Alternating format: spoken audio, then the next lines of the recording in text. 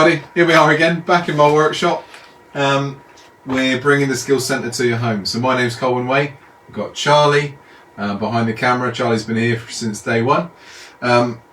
So this is the second day this week. If you remember, on Tuesday we were looking at the crown mini tools and the Axminster handle and what they can do, the virtues of them and so on. Now, before I go into too much spill, I just want to give you a choice. We're going to do a hollow form today, and that was from a question from one of you guys who wanted to look at the little carbide tip hollowers. So before we go on, I'll recap what I was saying. I just want you to have a look at these two pieces of timber. I got a piece of, I don't know how you say it, it's spelled F-U-C-A-S. It's a very gummy timber. It's a garden ornamental tree, but beautiful green heartwood and a very soft sap outer layer with a very gummy cadmium layer as well. So that's the fucus. And then we've got a piece of very nice bright walnut. This is a bit of burry walnut. So I'm going to make a hollow form out of one of those two. So I'd like a few people to suggest which one. Charlie's going to then pick the most popular, and we're going to go with that one. Anyway, recapping, back to Tuesday. We were looking at the little miniature tools. And if you remember, we left off making a miniature hollow form. So there we are. So those are the two hollow forms. That's the one that we were making on Tuesday, so we'll finish now. That was the one that I had in prep before that. Let me just come a little bit closer, just so you can see. So that's the finished one. There we are, a little bit of bur oak. And that was the one that we prepped or practiced on the week before. So they're all finished now. And I always like to do a series of 3 or uneven numbers. 2 don't work, so I think a nice set of 3 of those would work. So I'll do another one slightly taller some other time, and that'll finish that set. So that was what we were doing. We were also looking at the little spiraling tool that went into that handle also. So just to give you an overall view, there were, or there is, a video going out as well to support that. So you should see that coming if you on Facebook's or Axminster's Facebook mailing list. You'll see that come through. But that's what we're on today. Now I've got a couple of questions before I start. One of the questions was on that set that I was demonstrating, and what's the virtues of pros and cons choosing a set like that over the existing Crown Cryo miniature set?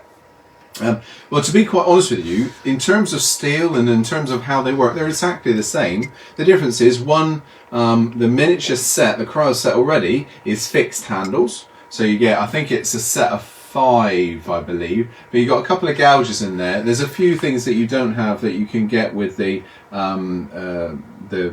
exchangeable tips. And the other thing, of course, is once you've got that one handle, you can get things like the texturing tool. You can get things like the individual pen making set. So the skew, which is a bigger skew than you would get in the current fixed handle tools. So I would say if you're going to go for one and you don't have anything so far, I would personally prefer to go with the exchangeable tips. It gives you a little bit more to offer, and there is talk in the future of maybe doing some packs of aluminium anodized handles as well. We're looking into that at the moment. So there's, in terms of versatility, I would go for the exchangeable tip one personally. I can see Charlie's hovering with a question. So with those logs, yes, have you got any suggestions on how to stop them developing massive shakes when they try to dry out? Ah, yeah, absolutely. So let's say, well, okay, right, here's an example then. So the fucus, the F-U-C-A-S. And the walnut is the most popular at the moment. The walnut's the most popular, is it? Right, that's no problem, that's no problem. So I cut this about 10 minutes ago from that blank. There we are. So there's my log. I'll come round again because this will get you a little bit closer. Okay, so there's the log. Now look at the ends of that log. Okay. All right, so you can see how they split. Now some will do that. Some will travel all the way through that piece. Because I cut those ends off, I've still got some usable timber in there. You can see it's not It's not spider webbed with crap, so I can still use that. But this timber I got last year, and it had partially dried. So I have a semi-seasoned centre core there, which I know I can turn that to a finish. That'll be absolutely fine. But rough turning is the way to go. We've done a few things on rough turning. Charlie, can you pan up to the top shelf a moment? So rough turning is this. So what we're doing, we're turning down to a wall thickness, and the wall thickness then, so these pieces will dry. Now I've got one that's really gone a funny shape. I want to show you what happens in rough turning. There we go. So there's an oak one. So I'm going to try and get your eye line there. You can see that waviness there, but then if I do that, you can see how oval that's gone. But because we've rough turned it, what's happened now is all the stress we've taken out just by taking that core out, and so it can go oval. So now that's bone dry, I can re-chuck it, return it, and knowing that you know, we've saved a piece of timber which would have normally split if you left it solid. So rough turning is the way to go. You get several things, several benefits. You get the benefit of turning beautiful wet timber, and wet timber just turns like a dream. But you get also the ability to be able to turn big things and transfer them to a finished piece quickly. If you take general drying time for timber, general term is 1 year per inch plus 1. So that would be a 4-inch board, takes 5 years to dry. That's a very generalisation because different timbers are slightly different. But if you turn it to within an inch of thickness, then it's drying from both sides as well. Within sort of six months to a year, that's ready to return. So it's going to save you a huge amount of time. Means that you can turn big bowls, because trying to dry if you wanted to do a fruit bowl, salad bowl that was, say, I don't know, 10-12 inches deep, you'd never dry it. It wouldn't dry in a solid form, so you have to rough turn there. So that's how we would do it. If I want to turn a hollow form, which we're going to do in a minute, which is a slightly different orientation, because a bowl would come from this way, where a hollow form is going to come from the actual end grain. I can turn this thin, knowing that it is a little bit damp or even wet, but it will move. Always be prepared for them to move in terms of misshape. So it's not going to stay perfectly round when you look above it, but that's fine. We would have taken the inside out enough for it not to crack. So that would be the best way. Leaving timber solid, you're never going to dry it without it splitting somewhere. It's just the nature of the beast, really. It's what we have to put up with. All right. Do you know what size square you can grip with SK100 expanding pin chuck jaws if you are to clamp the wood, not expand? What we can grip up to, was that? It just says grip with the SK100 expanding pin jaws. So the pin jaws, I guess you're talking about those pin jaws. So we'll do it for you. I've got the optimum size. Optimum size is in all the public publications, so catalogues and things like that. If you're very, very careful, yes, you can grip a much wider range.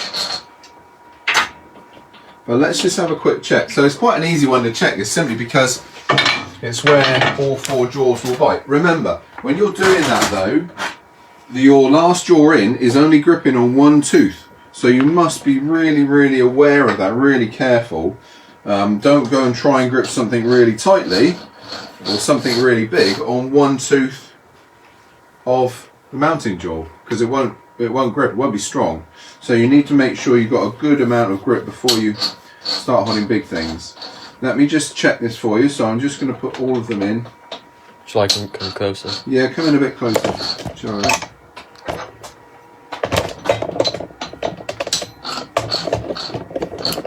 Is walnut still the most popular? Yeah. Yeah, I'm surprised. Right, that's 1 tooth. That last jaw I put in is now gripped on 1 tooth only. Like I say, be careful. It's not going to be hugely strong there, is it?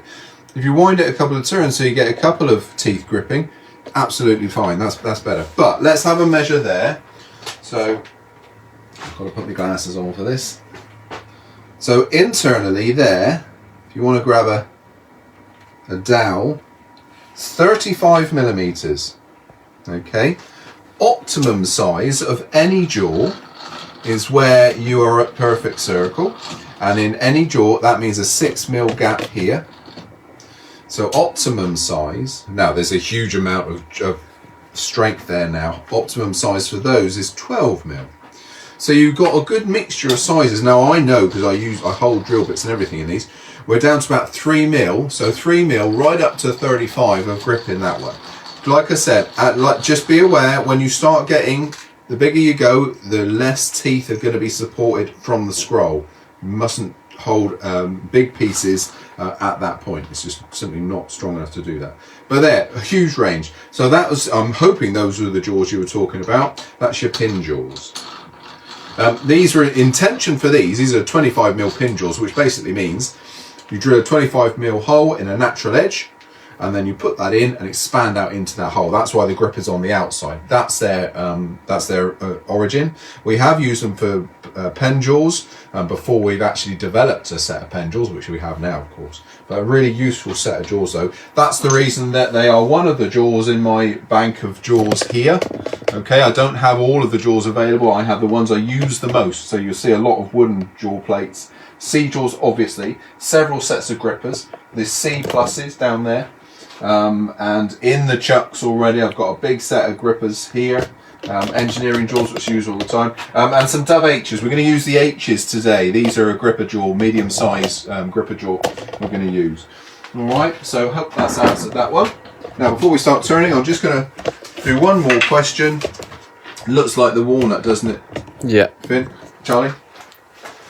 Cameraman mixed up then, sorry. So the other question is about bandsaws. So I had a question here, which bandsaw would I recommend? So the AC, so the Craft 2696B. 2696 is blade length, so alright, so don't get confused with that. So the Craft 269B, or the AT, so the Axminster Trade 2552. I'm always going to go for the Trade one, the 2552. We use that in the skill centre, and I've probably got about 4 of those in the skill centre because we do all sorts of courses. I would always go with that one. It's the build quality is there. It's going to last you a lot longer. The Craft one is fantastic starter bandsaw, but if you're comparing the two, you can't really. The Trade one I can have in here. I can have in my workplace in Axminster and just give it a hammering all day, all week, not a problem. The Craft one is for much lighter use, so if you're going to use it probably once a week, that sort of thing. It's got an 8-inch cut under the bearings, fantastic. So it's got a good size cut, and the same in the throat. You know, you've got a good depth of cut there. But in terms of comparing the two, I would hang on until the Trade one's back into stock. And I've checked this; they're due back in, and there's no guarantees. It's due back in toward the end of August. And the reason for delays is global pandemic. We've had everything has been a little bit slower coming to us as different places have shut down and all that sort of stuff. So they will be here, and we're looking toward the end of August. So don't worry, they will be back in. But if you can wait, go for the Trade one every single time, in my opinion anyway. I've used it a lot, I've used it loads, and with the bearing guides, all those sorts of things just make it the bandsaw choice for me. Right, I'm going to stop talking. Just quickly, one more. Don't the chucks have a stop on? Yes, they do. Yes, they do. It's a recent addition to us for various reasons. We haven't done it before because other chucks I've used have a stop which really negates the quick access, the quick change of jaws. You see me whipping jaws around. I can do that because it doesn't have a stop. So we've tried to develop a system that can easily, that stop can easily come out if you want it to. So that means that you can have your mounted jaws permanently on your mounting jaws here, your profile jaws permanently on mounted jaws. And no other chucks you struggle with that. You have to undo the screw each time to change the jaws over. So what we've done, we've put a screw through, which you can, if you want to, take that screw out to take the mounting jaw out as well. So yes, you will see this is then a new addition to the chucks, to the Axminster chucks. There is a locking screw in them, so that's a new addition, and all the new stock now, I believe, is with that screw, that locking screw in there. So you have a choice basically of to use it or not use it. There we go. All right for the minute then, Charlie? Yeah. Right, looks like we're going with the walnut. The walnut is a little bit damper than the other timber that I was looking at. That's not a problem. Charlie, can I give you those, because I'm going to knock them off in a minute and smash them. And so this walnut, you can see there's some big voids in here and everything. I had one that I turned right at the beginning of our lathe sessions. I was just sort of trying to find it for you and see the quirky shapes it's gone, but it's really gone quite some nice shapes. But there's a big void here, so we may end up with a hole in it. I've got some lovely burr on this side, so I'm gonna have, let's have this as the top, even though it's slightly thinner. So I'm going to create a foot here. Now that foot needs to match the jaws I'm going to use, and we're going to use the H jaws. I've already set my calipers up, so they're set ready to get the jaw size going. Because I don't know whether you guys have been watching, or a lot of you have been watching for a long time. You know I'm always running out of time because we get lots of questions, and I do tend to talk a little bit. So I've tried to prep a little bit. Big jumbo drive, 4-prong drive. Now I've used that one over my favourite drive. So if you remember, we're using pro drives an awful lot in this workshop. So that's the serrated drive. Can everybody see that, Charlie? Yeah, we're using those an awful lot in here, but it wouldn't be enough on this wet timber for the welly I'm going to give it. So what we're going to do is use what we call a jumbo drive, a bit bigger than a regular 4-prong drive, but it's got loads of power. So that's going to pop in there. I'll lock that up. And you know me by now, lathe speed to 0. We always have our lathe speed to 0 when we start off to begin with. Safety specs on. I've checked to make sure nothing's touching the tool rest, and Charlie's going to come toward me, and we're going to get right in amongst it, and then Charlie's going to go to one side and out the way, just in case. Alright, bud? That look good? Okay, so let's turn the lathe on. I'm just going to do a roughing down. Slowly bring the lathe speed up when I'm confident enough to do so, and I'm going to start with a 1/2 inch or 12mm bowl gouge.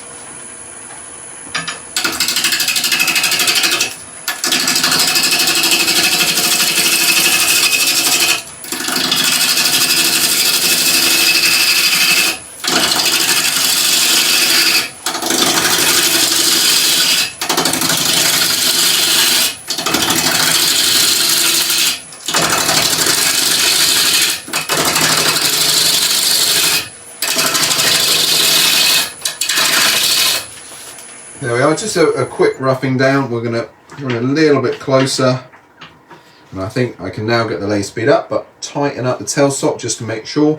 The reason we're doing this, and I've sort of gone straight into it, I'm sort of discussed the reasons for doing this session. We had a question about the carbide tipped hollowing tools. So I just want to use one of these. So I went into the skill centre in Axminster today, and I've got myself one of the probe type hollowers and one of the little swan neck type hollowers and the Axminster evolution handle. Okay, this is the standard handle, and Team Axminster, if you could put the codes up. So that's the probe and the little the cranked cutter and the standard handle. It's been 20 minutes. It's been 20 minutes. Okay, so now I'll carry on and do the main roughing down. What speed were you roughing? So at the moment I'm about 1,000. I started off about 800. And we'll probably go a bit quicker in a minute.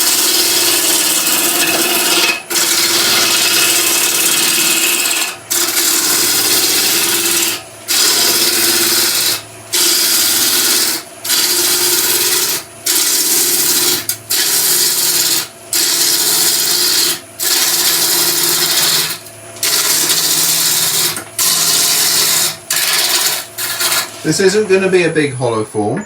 Well, again, we discussed this on Tuesday. We had done the little trinket ones, which was the one I just showed you, the bur oak, and this is going to be the sort of intermediate size, sort of 5 to 6 inch, perfect for those hollowing tools.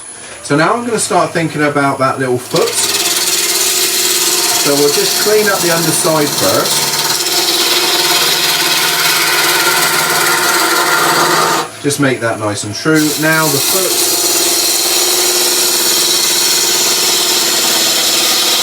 And that's going to be 58mm. And that's my optimum size of my internal grip on the H jaws. It's a mouthful, isn't it? So, and the H jaws aren't dovetailed, they're parallel, but they've got a serration. So there we are. They have a serration on them. That's going to grip like teeth. That's enough. That's perfect. Okay, so let's see where we are in terms of... do you know what? I'm going to try and leave some bark on because it's almost like fish scales, some of this bark on walnut. You got some lovely burr going on here as well. So let's start getting a rough idea of shape. What am I going to do? We're not going to use the whole of that width, so... where's the thickest area? Let's have a look.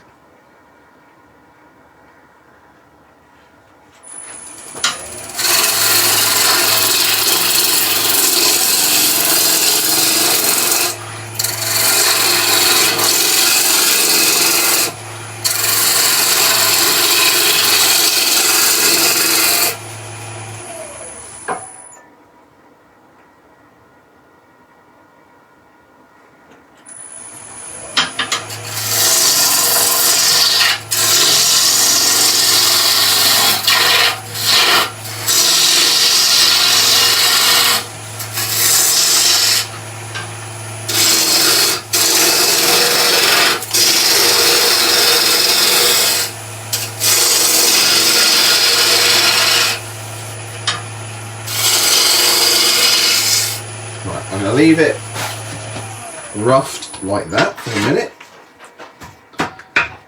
and we'll mount the chuck, and then we can start doing our final shaping. So we can get rid of that one, nice jumbo drive, and we put the gripper jaws on. Here's a random question. Okay. What did you finish your bookmarks with?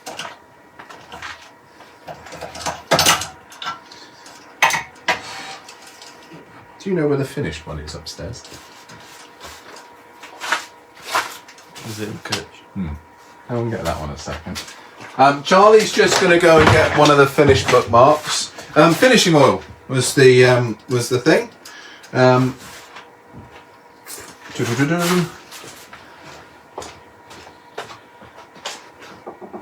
Finishing oil. Now I did experiment a lot. So there's a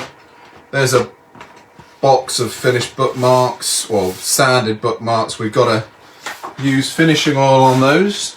Now the only thing is, you need to make sure that finishing oil dries. You need to make sure you've sanded enough, because if you don't, what will happen is the grain will rough up really badly.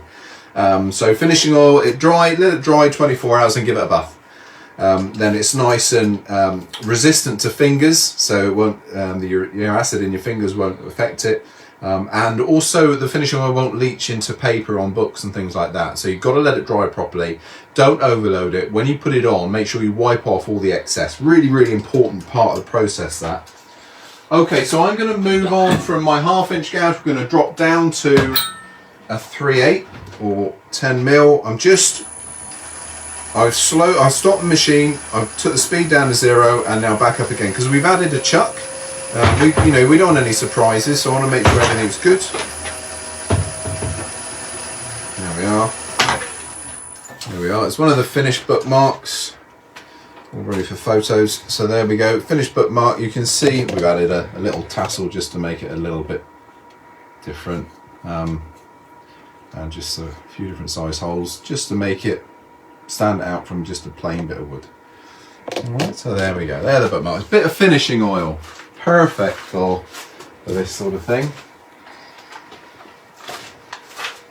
There we go. So how long have I been, Charlie? We haven't got anywhere near doing this one yet. It's been 26 minutes.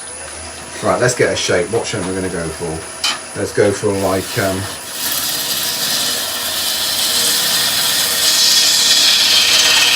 I'm going to get rid of that waste timber at the top because that's confusing me a little bit. Blaze speed up a little bit, up to, we're at 1400 revs.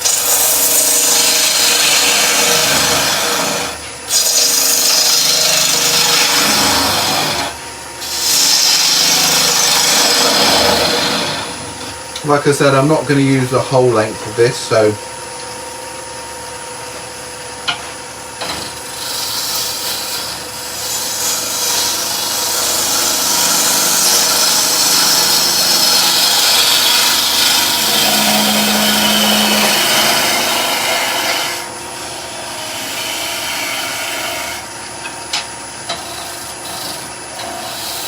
Are hollow forms better if done with wet wood?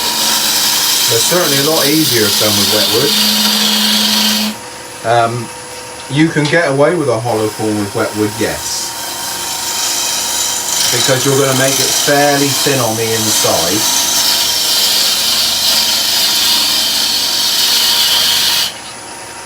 Now I don't want to go too much smaller here because we need some strength in there as we hollow out. I just want to see how much bark is left. Do you know, I'm going to leave that bark. We've unfortunately most of the burr's gone anyways. Only a little splash left there. And if I do too much more, it's going to disappear. But I know on walnut this bark does shrink back and it looks quite attractive. So that's where we are for the minute. Now we're going to finish this pot probably down to about there. So I'm going to now drill the centre out. It's really important if you're using these carbide tips, in fact any hollowing tip, that you drill the centre out first, otherwise that will grab you every single time. So I'm using a sawtooth cutter. Don't worry, this is actually bigger than that hole at the moment, but that'll be alright. So lay speed down to 0. I'll reshape that top entrance. And measurement. Why didn't take a measurement?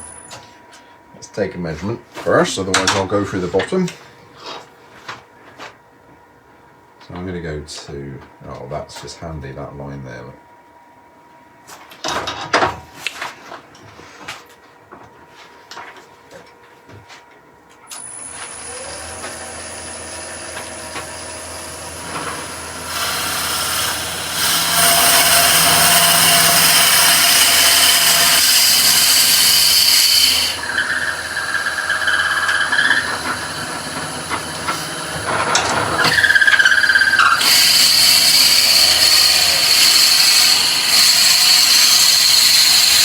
Keep clearing the swarf with these. What you find is the swarf will back up behind the cutter head, and sometimes you can get to a point where the cutter can be moving freely, but the swarf is built up behind it and won't allow the cutter to come back out again. So you must keep that swarf and that entrance clear. Would sea jaws be robust enough for a pot of that size? Yeah, oh yeah, absolutely, and bigger. As long as you make that grip secure. I would say the more accurate you create this tenon, the bigger you'll be able to hold. So when I say more accurate, get the optimum size. Optimum size, then you've got full surface contact. But yeah, no, absolutely. A lot of the pots I'll do with the sea jaws because they're nice and small. Sea jaws, to be honest, are my go-to jaw. Use them an awful lot. So I'm just going to tidy up the entrance where we cut. It's been up now. Been half an hour.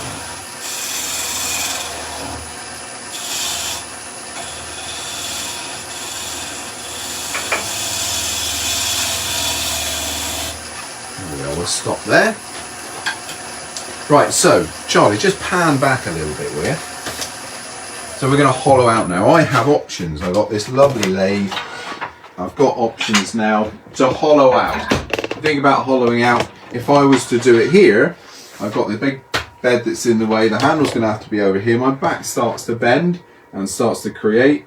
You will have seen it in wood turning press. An awful lot. The AWGB, the AAW do articles on it with wood turners suffering from lower back pain. This is the reason. Bowl turning, hollow form turning, we're just leaning, and it's only a slight tilt to your back, and it's enough to really hurt. So I do everything I can to stop that from happening. Either if you've got a lathe that can swivel, so this one will swivel, I can bring that around here. I can stand here right in front of my workpiece now. And it sort of negates that issue of bending. Alternatively, if you've got a lathe where it can move up and down the bed, get rid of your tailstock. Put your tailstock on the floor, bring that up there. You can move the whole headstock up here, and again now, you can see me, now I can stand here. And I'll be honest with you, if we're doing bigger ones where we're using the big wood cuts, I have to stand out on the edge because otherwise I'll be hitting the wall with the handle of the tool, and I can stand here quite comfortably then and hollow out the big hollow forms. So that would be the reason. What we'll do here though, I think we'll stick with the swivel, and then we can stay in shot. Is that all good there, Charlie? Yeah. And also we'll bring the camera over. Alright, we want to focus in that way. I will be coming around with that handle a bit, Charlie, so I'll be coming around here. So I'll just take a slurp of tea while Charlie's getting into position.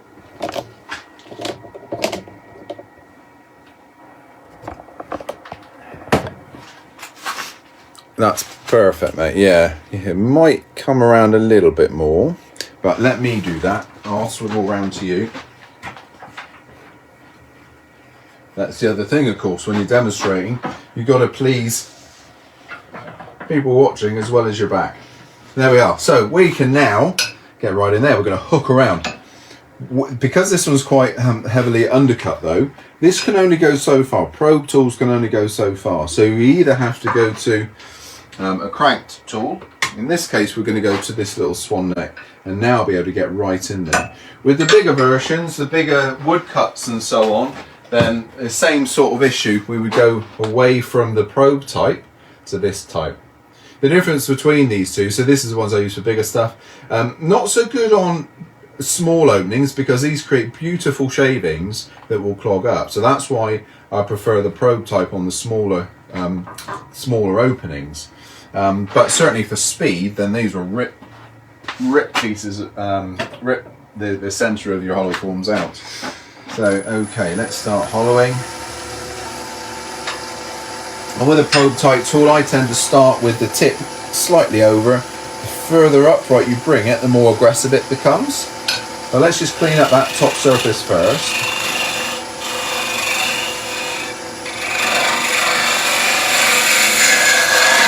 And work the side down. So I'm just doing a sweeping action, back and forward.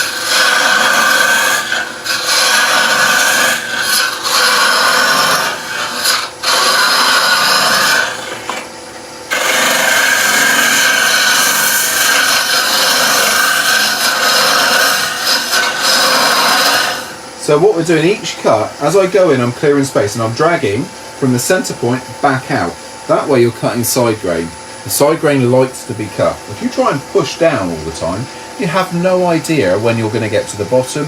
The end grain doesn't like being cut half as much as this side grain. So let's get a little bit closer.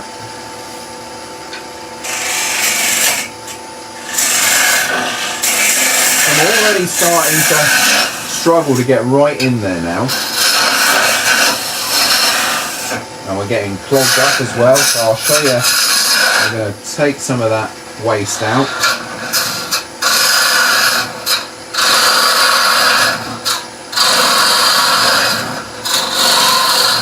Now what we don't want to be doing here with a hollow form is taking this out of the chuck every time you want to clear the centre out. If you want to do that, you want to take it off and tip it upside down, take the chuck off the lathe and just pour it out that way. Or go to your compressor, and I have set up next to me here my compressor on a blower. Do watch your eyes when you do that though, because it comes out like bullets. So shove your compressor in, just a little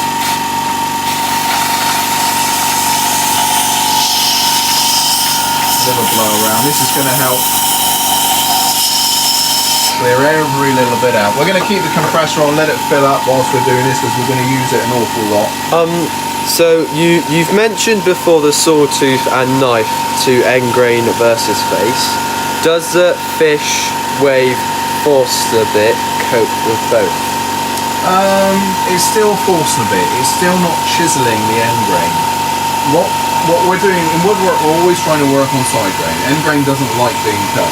So if you think of a sawtooth bit, it's tackling the end grain, even the side grain, sorry, even though we're going down through end grain.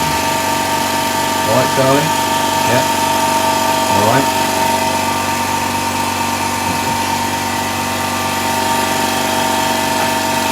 Right, let's carry on. Yeah, so we're trying to cut that side grain.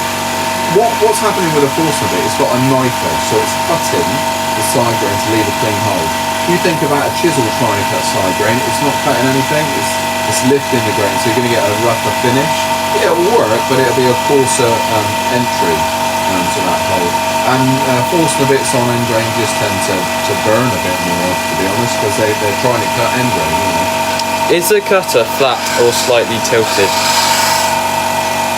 I'm going in at an angle. So to exaggerate that angle, it'd be like this, and then I'm tipping up. Can you see that, guys? Sorry. I'm going in at an angle, and then I'm tipping up to get the cut. Further upright to that point, the more aggressive it gets.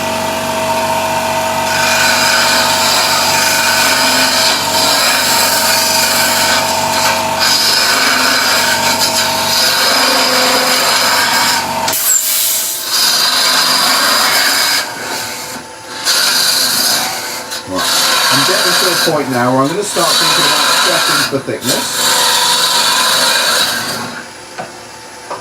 So we'll clean her out one more time, and then we'll get some calipers in there.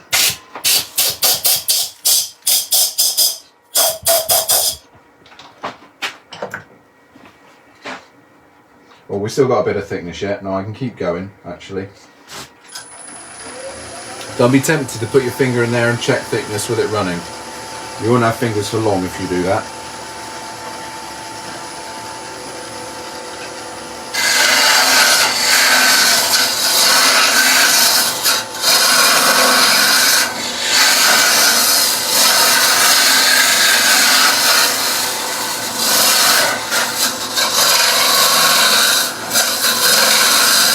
Right, so I'm going to check that first section. Well, I don't want to have the whole of this the same thickness at this point, because this creates very weak areas and it'll be rattling around and so on. So I'm just going to check this top edge, and I think I need to go in there with the other cutter. Let's clean them out one more time. It's been 40 minutes.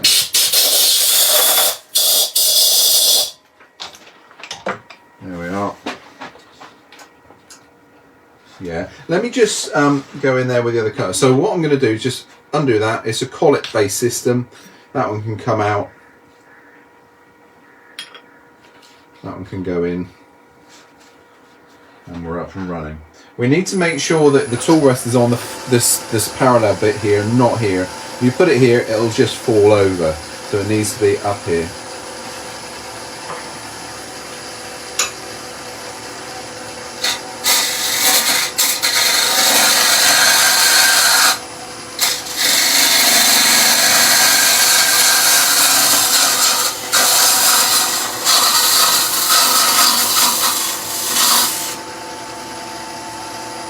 We'll just clean them out and carry on.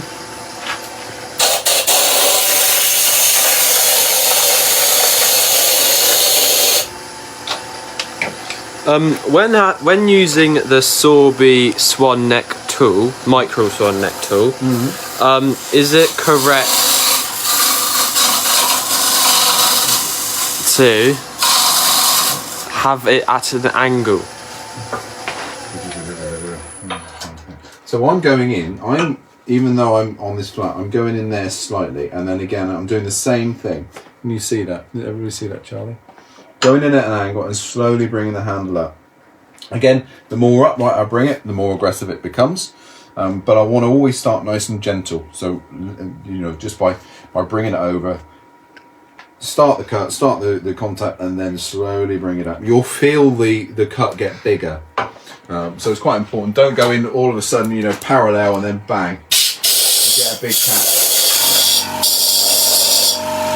Is there a hollowing tool which can hollow 30 centimeters or greater depth?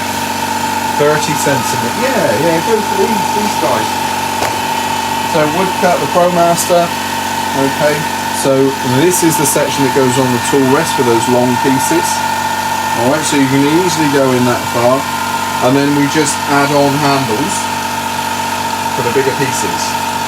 Okay, so no, absolutely. Some of the pots I've got up there, they're getting that long. Charlie, pan that around a minute. We're already at a good thickness on that one.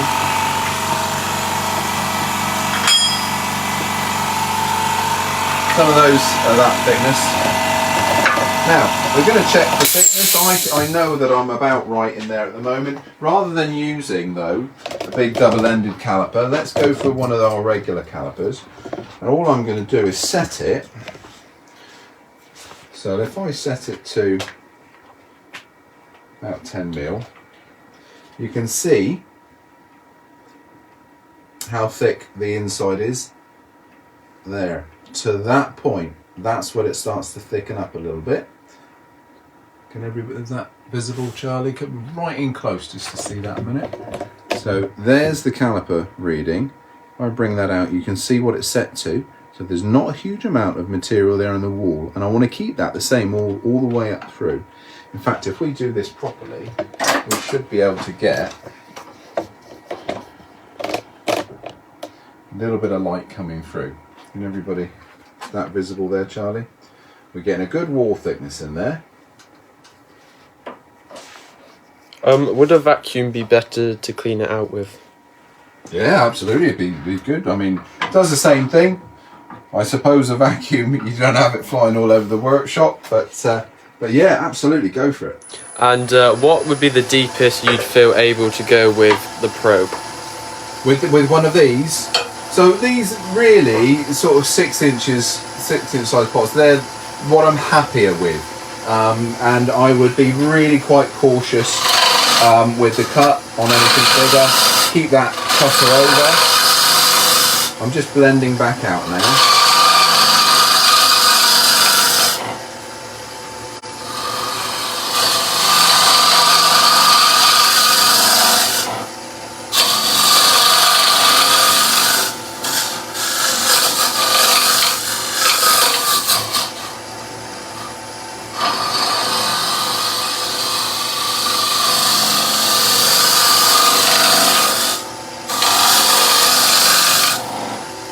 Now let's have a check. I'll do another clean out of that one. We'll have the calipers in there. Every time we're doing that, of course, we've got a long way to go. Yeah, I'll put a lip in there. Every time we do that, of course, that means we're drying it out a little bit as well. You've got 15 minutes left. Thanks, Charlie. Whee. Two upright of the cutter, so turn him over.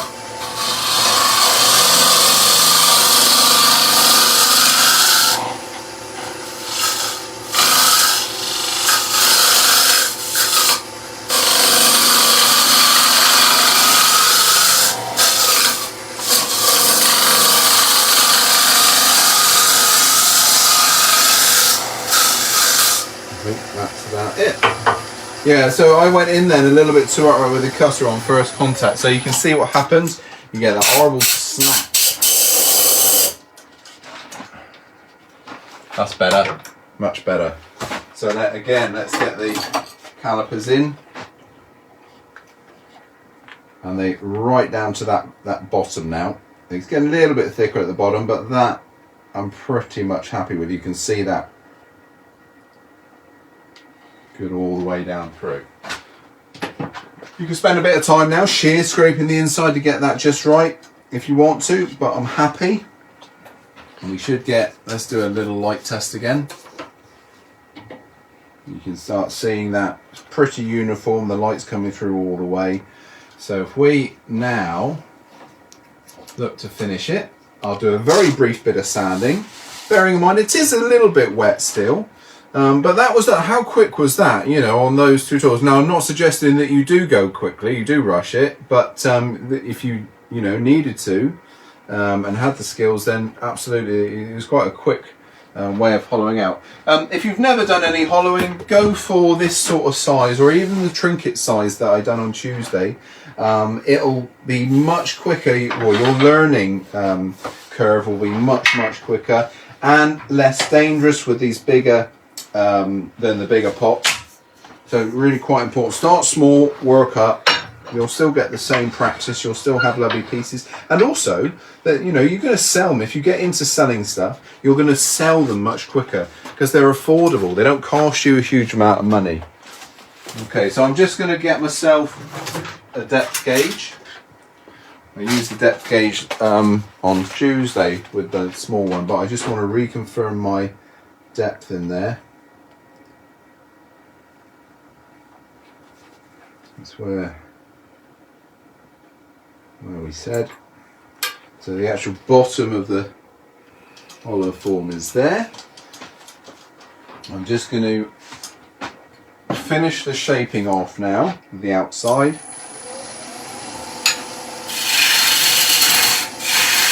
Because I can afford to take away a little bit more depth now, because we've finished hollowing the centre.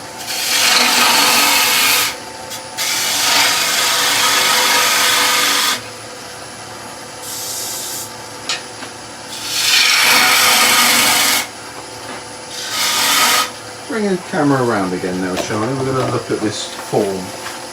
So here's a little technique with the parting tool. There's in the actual bottom of the inside. So I'm going to give myself a little bit of room to manoeuvre. That's where we're eventually going to part off, but I can continue rounding with the side of the side scrape from the parting tool. You don't want to have any flats. You start off with a curve. You've got to continue that curve all the way around to the end of the form. There we are.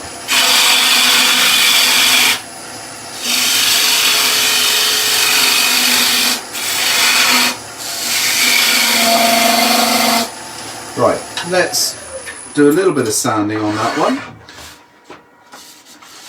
What's the time, Charlie? We've got plenty of time? 10 minutes. 10 minutes.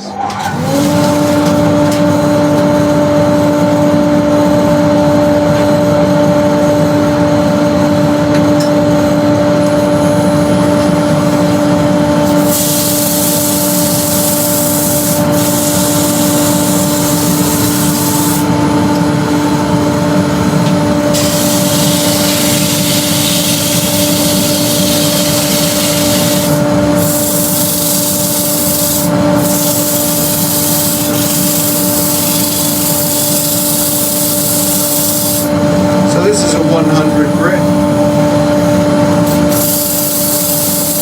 I would say this walnut is part seasoned. It's not soaking wet, but it's certainly not dry yet. Right, there we are. Let's just have a quick look and see what we're dealing with. See where there are any tears or anything. A little bit around here, but that's not too bad for what we want at the moment.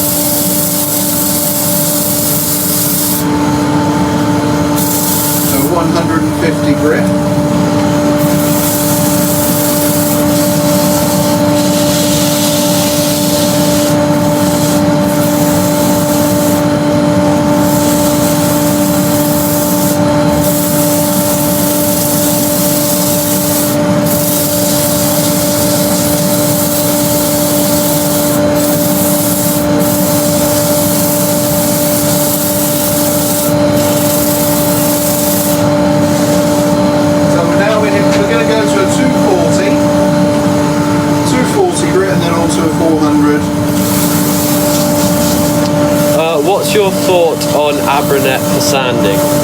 Yeah, especially on.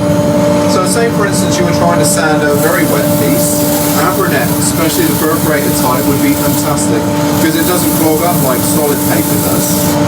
It keeps things cool as well because of the air pockets. Use it an awful lot on resin. It works really well with resin when you're wet sanding. So no, absolutely brilliant. I got so if no one knows what we're talking about, there's my Abranet paper, so you can see the holes running through it. So it's really, really nice stuff to work with.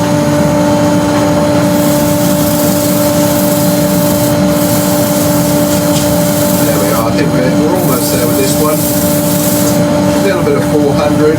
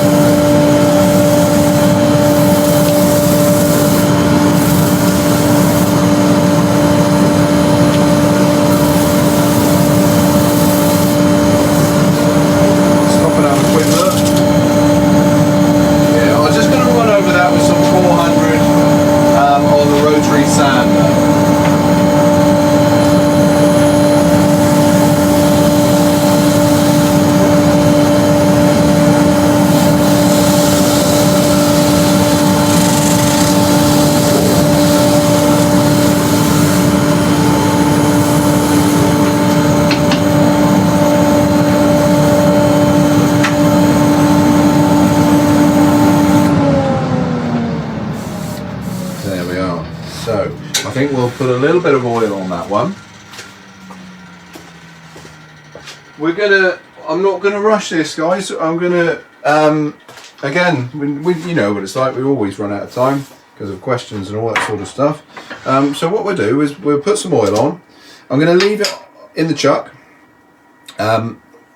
until Tuesday, and then we're gonna finish this off. That'll give me two things then. It will mean that you also get to see how we take that off the lathe, but also how we finish the underside, and it will also give the oil a chance to dry a little bit, because what I'm going to do now is sand that oil in.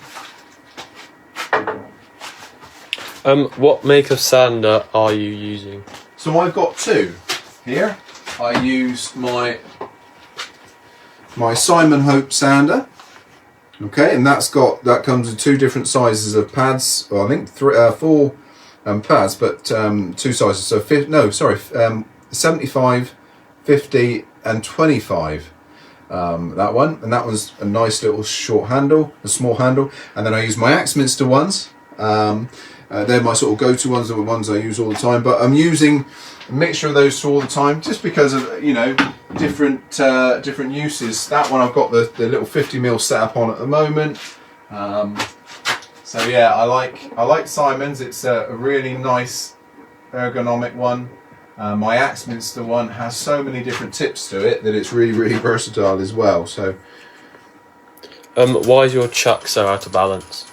it's not running smooth as. Might be a bit of distortion on the camera, but no, it's really accurate. Here we are, just sanding that oil in. About 5 minutes. 5 minutes, alright.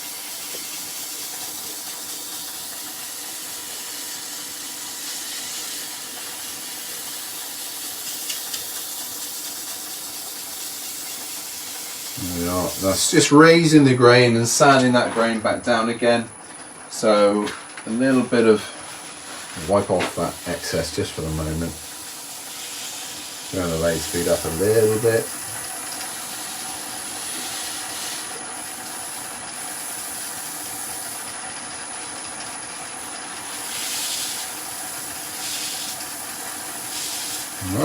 I've taken this little bit of waste down here, just enough to give myself some room, but not so much that it becomes weak, so we can still do what we're doing here. The underside currently is a parting tool cut. It's not clean, so we need to clean that up. So when I see you on Tuesday and we turn that over, we'll be able to clean the underside up and make it have a purpose, so it looks as though someone's taken some care over it. Alright, so let me just take the chuck off the lathe and show you where we are so far. I'm going to move that light. Charlie, if you'd like to pan back, please. Turn that light off in a minute. In fact, get him out of the way altogether, look.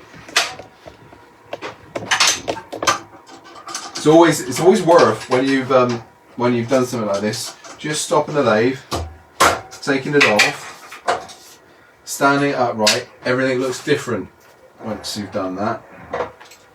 And you get a better perspective of how a piece looks and its form. If anything else, I'd probably like to bring it around a little bit further on the bottom.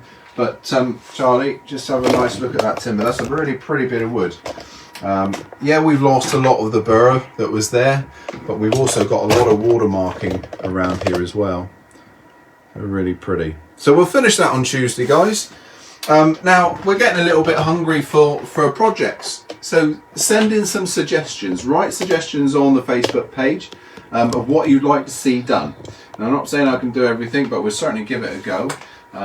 We may have a few thread chasing issues like we had the other day, but apart from that, let's just give us some ideas and we'll start making some things. We'll do a Q&A session again soon as well. But I hope you enjoyed that. We'll finish it off on Tuesday. Until then, guys, have a great weekend. Happy turning. Join me, same place, Tuesday, 4 o'clock. Have a good weekend. Bye-bye.